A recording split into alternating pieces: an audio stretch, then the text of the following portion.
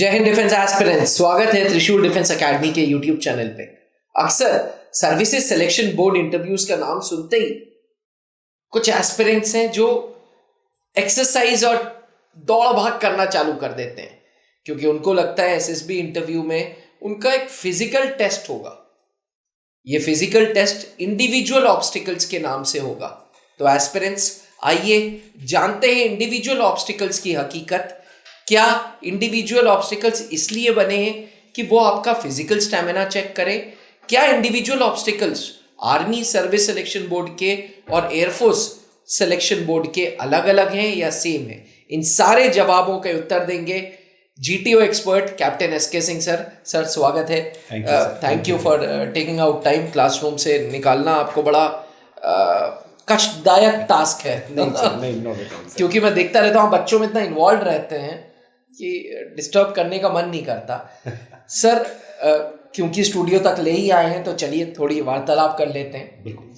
ये जो individual obstacles हैं क्या चेक कर रहे हैं? ये इंडिविजुअल ऑब्स्टिकल एक बहुत बड़ा भ्रम है कि शायद फिजिकल का टेस्ट है या ऐसा कुछ है। It's not like that. There are few other things जो जीटीओ देखते हैं। जी, देखिए ये है कंफर्मेटरी टास्क।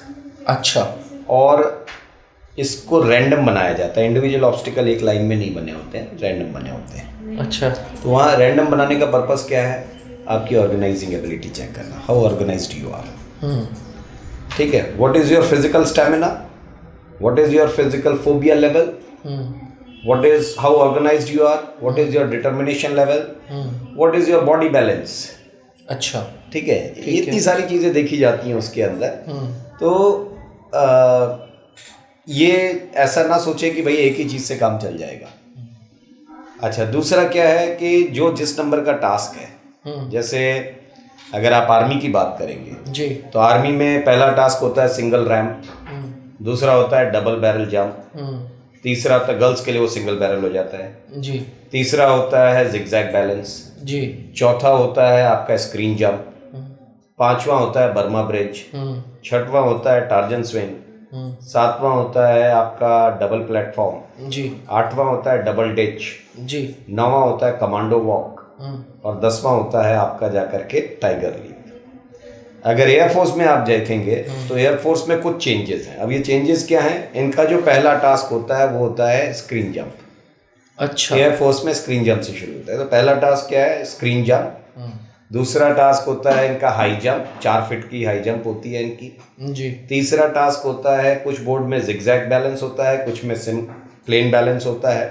अगर सिंगल बैलेंस है तो हाइट 5 फीट हो जाएगी, अदरवाइज जिगजैग बैलेंस होता है। जी, ठीक है। चौथे नंबर पर जो इनका होता है वो होता है डबल प्लेटफॉर्म। जी, पांचवें नंबर पे होता है बर्मा ब्रिज। छठवें नंबर पर होता है वॉल क्लाइंबिंग।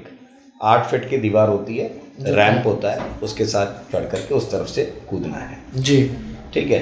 उसके बाद होता है टायर जंप। फिर टायर जंप के बाद होता है टाइगर लीप 8वें नंबर पर। 9वें नंबर पर इनका होता है मंकी क्रॉल और 10वें नंबर पर इनका होता है वर्टिकल रोप क्लाइंबिंग, 4 मीटर रस्सी चढ़ना है। अच्छा। तो एयरफोर्स के जो इंडिविजुअल ऑब्स्टिकल हैं वो थोड़े से मुश्किल होते हैं, अलग होते हैं आर्मी और नेवी के अपेक्षा। सर क्या ये 10 के 10 ऑब्स्टिकल्स करना ज़रूरी होता है? नहीं, ये भी ध्यान रखना है कैंडिडेट्स को कि इसका कोई फिक्स्ड स्टार्टिंग पॉइंट नहीं होता है। 3 मिनट का समय मिलता है और आप कहीं से भी स्टार्ट कर सकते हैं। कोई पर्टिकुलर ऑर्डर फॉलो करना है कि 1 के बाद 2 के बाद 3? ऐसा कुछ नहीं है, आप कहीं से भी करिए। दैट इज वाई वो शुरू में एक बात कही ना कि कितने ऑर्गेनाइज्ड हैं आप, कि आप अपने आप को कैसे प्लान करते हैं कि किस तरफ से आप चलेंगे, कैसे इसको जल्दी ख़त्म कर सकते हैं। तो आप जिस भी नंबर से आप टास्क को स्टार्ट करना चाहते हैं आप कर लीजिए।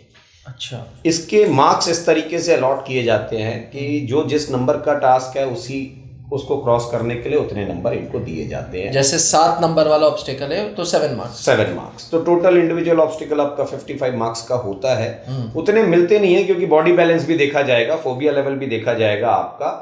ठीक है। वो सब चीज़ें देख करके हो सकता है 7 में से आपको 5 मिले, 4 मिले, वो अलग बात है, बट होता 7 नंबर का ही। एज अ जीटीओ एक्सपर्ट कितने मैक्सिमम मार्क्स दिए जा सकते हैं 55 में से? 55 में से तो क्या, कई बार तो कैंडिडेट एसीसी एंट्री है, रिपीट करते हैं आकर के, ये 74 80 तक भी पा लेते हैं। अच्छा। तो वो भी कैंडिडेट्स हैं। 3 क्योंकि मिनट से time पहले में अगर आप कर पहले कर लेते हैं, पूरे 10 कर लिए तो आप रिपीट कर सकते हैं। तो वो भी एक अच्छा ये काम कर सकते हैं अपना। अगर प्रैक्टिस करके गए हैं या आप दौड़ते हैं, अगर डेली आप सुबह उठ करके 2.5-3 किलोमीटर दौड़ रहे हैं, खेल कूद कर रहे हैं, तो इतने टास्क मुश्किल नहीं होते हैं। अच्छा, ठीक है। हाँ, ये ज़रूर है कि जितने नंबर आपको बोले गए हैं, जैसे मान लो कोई 70, 74 या 80 नंबर जिसको मिल रहे हैं, तो उसके 80 एज इट इज़ जीटीओ में जोड़े नहीं जाएंगे। ये भी ध्यान रखना, ये नंबर ऐसे नहीं जुड़ते हैं। ये नंबर सिर्फ क्या है, जीटीओ की जो प्रोसेस है वो रैंक रेटिंग असेसमेंट सिस्टम होती है। तो रैंक रेटिंग में मतलब क्या, रैंकिंग जब किसी टास्क के अंदर बनानी है तो जिसके नंबर ज़्यादा होंगे, मान लो किसी को 80 मिला है तो वो सबसे अच्छा रैंकिंग बना गया, किसी को 70 मिला है तो सेकंड नंबर पर, किसी को 50 मिला है तीसरे नंबर पे। तो ऐसे रैंकिंग डिसाइड कर सकते हैं GTO, which will help them to make overall assessment. Overall assessment. ये ना सोचें कि भाई इतने नंबर मिल गए हैं तो ठीक है, नंबर पाने भी हैं, मगर इसके भरोसे ये नहीं कि बाकी काम छोड़ दीजिए आप। और ये गलती यही करते हैं कि ये इंडिविजुअल ऑब्स्टिकल पे बहुत ध्यान देते हैं, और ये जो बाकी काम है जैसे progressive group task, group planning exercise, वो ज्यादा इंपॉर्टेंट टास्क है, वहां पर आपको ज्यादा अच्छा परफॉर्म करना होता है।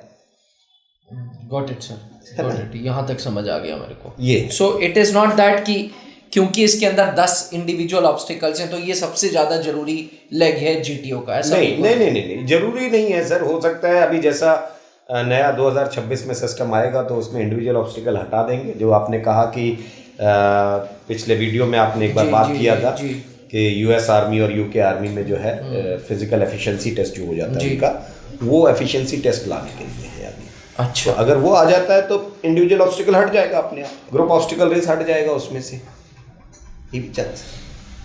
Thank you sir, thank you so much for giving us input about individual obstacles. Sir एक लास्ट सवाल यहाँ पे मैं पूछूंगा कि एस्पिरेंट्स को एसएसबी इंटरव्यूज जाते वक्त किस तरीके से अपने आप को फिजिकली फिट कर लेना चाहिए for all these task? Sir देखिए, ये तो एक बड़ा ऐसा सवाल आ गया। एसएसबी में जाने के लिए फिजिकली फिट रखना, ये तो बड़ा अजीब सी बात हो गई। If you want to become an officer तो आपकी फिटनेस तो अच्छी होनी चाहिए, और थ्रू आउट दिस आपकी लाइफ ये फिटनेस अच्छी चलती है। और आप जितने भी देखिए, जितने भी अच्छे ऑफिसर्स या जो भी आर्मी ऑफिसर्स को देखिए, वो अपने रिटायरमेंट के बाद भी फिट रहते हैं और बहुत अच्छा फिट रहते हैं। I admire all them. मैं तो खुद उनको देखता हूँ और बहुत अप्रिशिएट करता हूँ।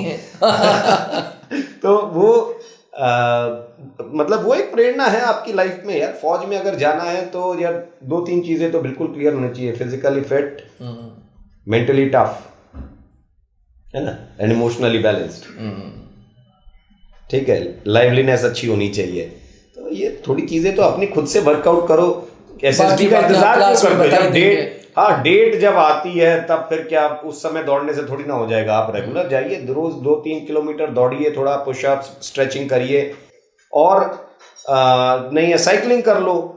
फिर आप कोई गेम्स एंड स्पोर्ट्स में शाम को जाकर के खेलिए 1 घंटा, आप फिट है, अपने आप कर ले जाएंगे। Thank you sir, thank you so much. जहां बनते हैं देश के गौरव, इंडिया का एकमात्र ऐसा कोचिंग इंस्टीट्यूट जहां कैडेट्स को ट्रेन किया जाता है आने वाले डिफेंस एग्जाम के अनुसार। अगर आपका भी सपना है भारतीय सेना में शामिल होकर देश की सेवा करने का, तो आज ही ज्वाइन करें त्रिशूल डिफेंस एकेडमी।